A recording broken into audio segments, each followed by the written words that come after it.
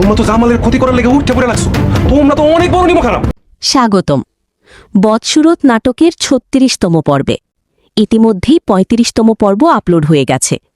যারা যারা ৩৫তম পর্বটি এখনও দেখেন নাই তারা অবশ্যই ইউটিউবে গিয়ে সার্চ করবেন ঈগল ইসলামিক নাটক এই চ্যানেলটিতে বদসুরত নাটকের সকল পর্ব ক্রমান্বয়ে আপলোড হচ্ছে।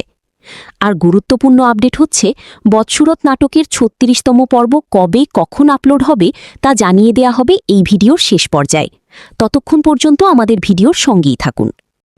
জামালের জায়গায় দাঁড়িয়ে বিষয়টা একটু ঠান্ডা মাথায় ভাবলে দেখা যায় এটা শুধু বিশ্বাসঘাতকতা না, এটা তার আবেগ, সম্পর্ক আর নিজের সম্মানের উপর বড় একটা আঘাত। সে রাজিয়াকে নিজের বোনের মতো বিশ্বাস করেছে, আর সেই জায়গা থেকেই আঘাতটা আরও গভীর।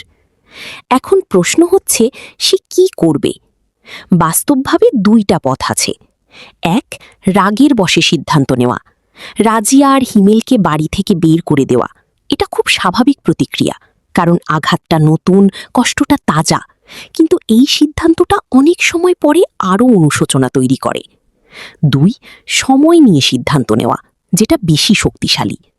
নিজেকে একটু সময় দেওয়া, পুরো ঘটনা বোঝা, কেন রাজিয়া এমন করল, হিমেলের ভূমিকা কী ছিল, এসব জানা, তারপর সিদ্ধান্ত নেওয়া।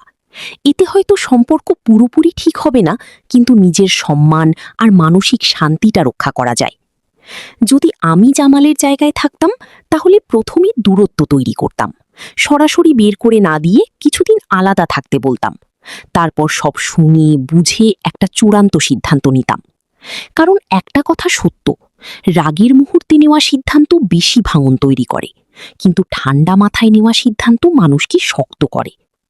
আর রোমানের বিষয়টা, তার প্রতিশোধের আগুন যদি বাড়তেই থাকে তাহলে গল্পটা আরও অন্ধকার দিকে যাবে। সে যদি বের হয় তাহলে জামালের জন্য বড় বিপদ অপেক্ষা করছে, এটা প্রায় নিশ্চিত। এদিকে মজনু মায়ার বাজারের মধ্যে ছবি তুলে পাঠিয়ে দিয়েছে বদরুলের কাছে। সেখান থেকে বদরুল ও মায়ারের ভুল বোঝাবুঝি আরও চরম আকারে পৌঁছে গেছে। এদিকে মায়ের সংসারটা ভেঙে যায় অবস্থা। অপরদিকে জামালের শাশুড়ি মানে মরিয়মের আম্মা কান্নাকাটির নাটক করে জামালের মন গলানোর চেষ্টা করতেছে। এটা আরেক ধরনের চক্রান্ত। জামাল বেচারা সারা জীবন বোকার মতোই বসবাস করে গেল।